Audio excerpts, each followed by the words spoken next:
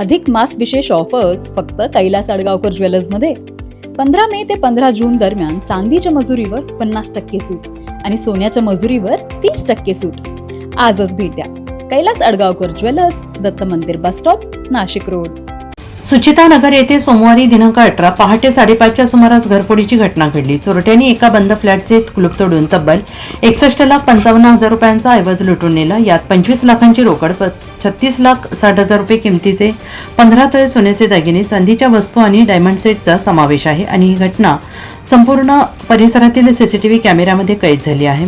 सुचिता नगर येथील दीपांशे अपार्टमेंटमधील फ्लॅट क्रमांक 1 मध्ये व्यावसायिक इंद्रपाल सिंग भामरे हे आपल्या कुटुंबासह राहतात.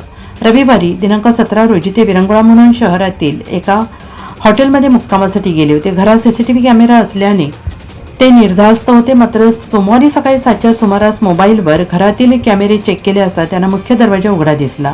त्यांनी तात्काळ स्थानिक रहिवासी असलेले शिवसेना उद्धव बाळासाहेब ठाकरे पक्षाचे उपमहानगर प्रमुख सरप्रीत सिंग बल यांना फोन केला. बल हे रेल्वे प्रवासात असल्याने त्यांनी तात्काळ शेजाऱ्यांना घटनेची माहिती दिली. शेजाऱ्यांनी जाऊन पाहिले असता चोरी झाल्याचं उघडकीस आलं आणि काही वेळातच सिंह कुटुंब परिवारासह घरी पोहोचले.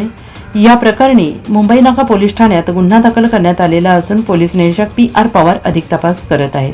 या घटनेची माहिती मिळताच मुंबई नाका पोलीस फॉरेन्सिक टीम आणि डॉग स्क्वॅडने घटनास्थळी धाव घेतली. सीसीटीव्ही फुटेजमध्ये दोघेजण घरात चोरी करताना तर चोरी केल्यानंतर दुचाकीवरून ट्रिपल सीट पळून जाणारे तिघे संशय स्पष्ट दिसत आहेत.